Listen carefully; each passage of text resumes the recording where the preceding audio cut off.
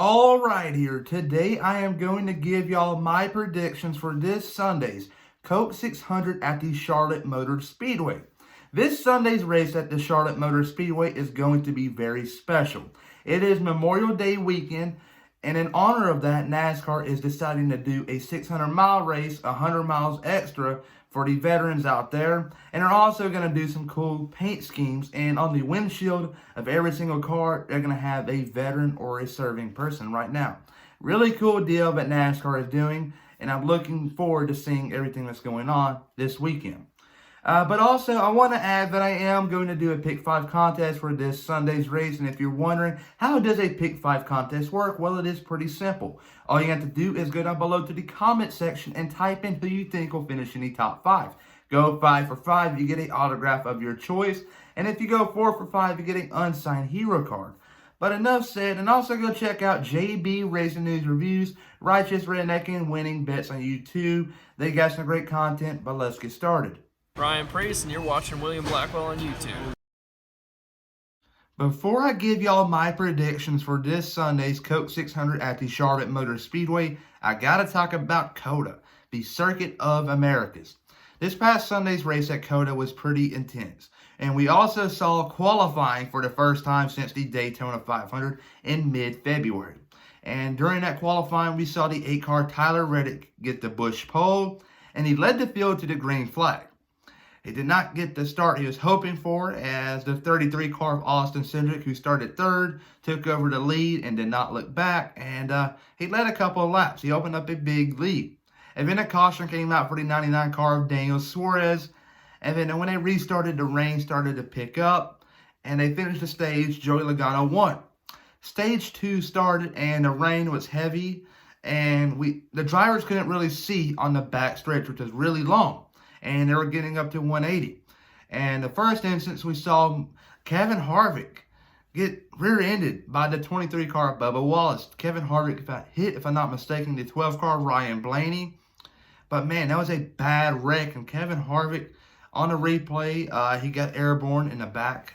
And his day ended, so did Bubba Wallace, and so did Christopher Bell, who was also involved in this wreck.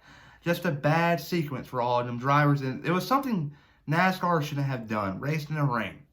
And here's a prime example, because on the following restart, the same exact thing happened, and we nearly saw a car go airborne, and which he did go airborne, but nearly flipped. And that would be the 19-car Martin Truex Jr. Martin Truex Jr. ran back into the 34-car Michael McDowell, and when he did, he went down to about 80 to 60 miles an hour, and Cole Custer, who was half a straightaway behind, was at full throttle going 150, 160, 170, 180. You get the point. He rear-ended Martin Truex Jr., and Truex's car got into the air. Luckily, he did not flip over, which he about did, and that would have been really bad. But this was a bad wreck, don't get me wrong.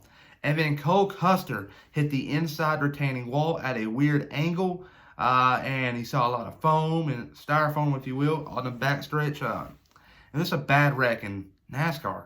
What were you thinking racing in the rain at a high-speed track, a road course?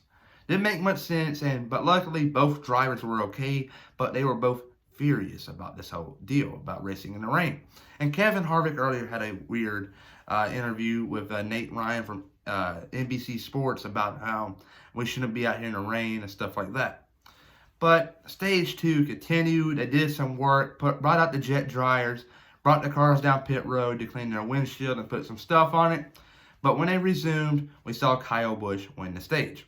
Stage 3 started, and it was really, really interesting. And we saw a good long green flag run, and then at the end, we saw some pit cycles happening. And Kyle Busch and Chase Elliott, they pitted a lot sooner than the rest of the field did, and when they did, they came out by a good margin, but their crew chiefs, Ben Bayshore, Alan Gustafson, told their drivers, we're 2 laps short, and they had to save 7 miles worth of fuel, which that wasn't going to happen unless they had a caution.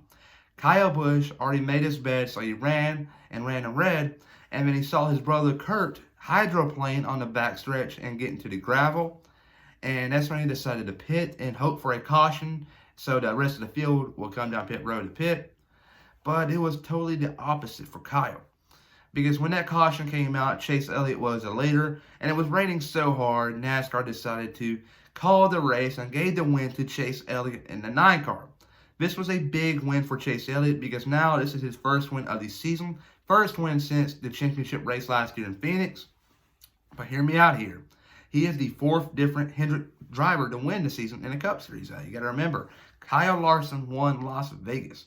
William Byron won at Homestead. And then you had Alex Bowman winning at Richmond and Dover.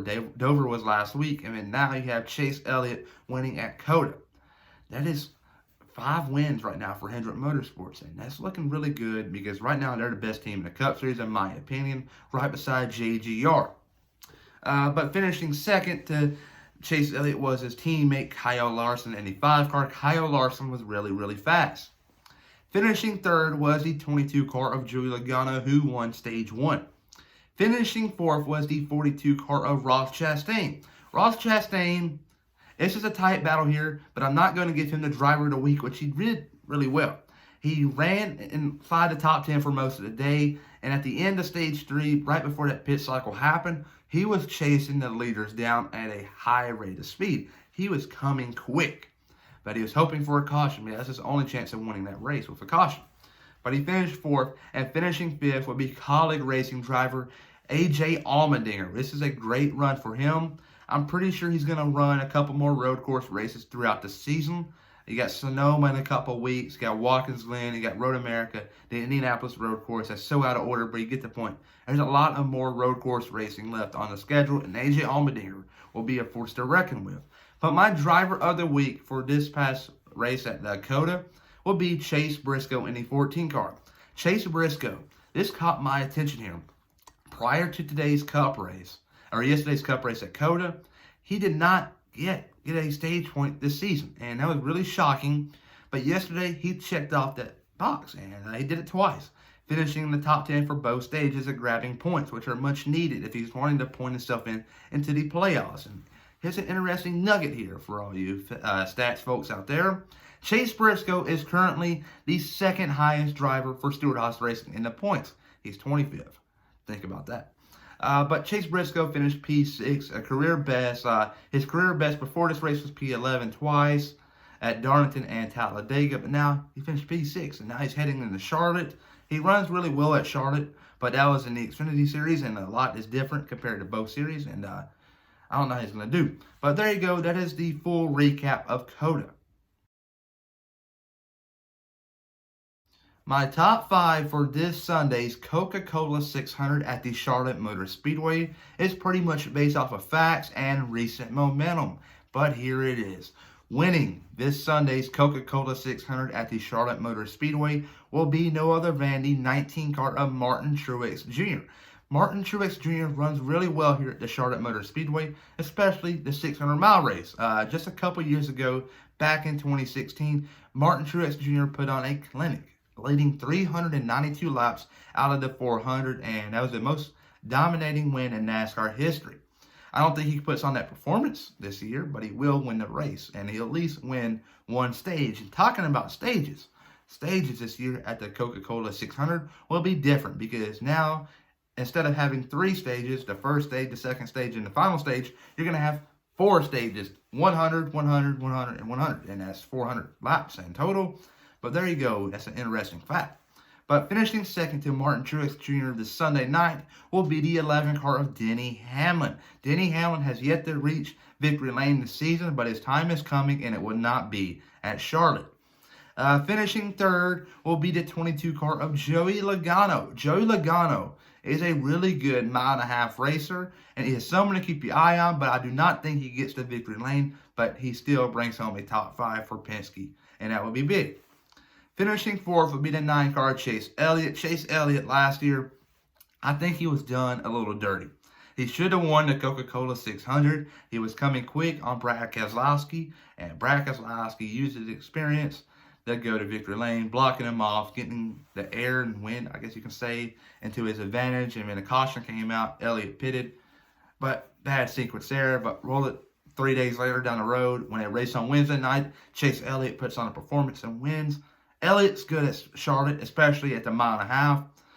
He is someone to keep your eye on, but I do not think he has anything for this Sunday's winner, Martin Truex Jr. Finishing fifth, rounding out your top five, will be the Candyman, the 18 car of Kyle Busch. Kyle Busch, these last couple of weeks has been hit or miss. Dover didn't go so well. And then you had him go to Dakota, and he had a chance to bring home a top five finish, but he took the gamble and pitted, and it pretty much ended his chances of getting the top five because they called the race, and Chase Elliott won.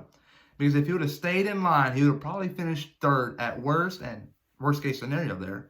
But Kyle Busch pitted and hoped for a caution and did not go his way. But there you go. That's my top five.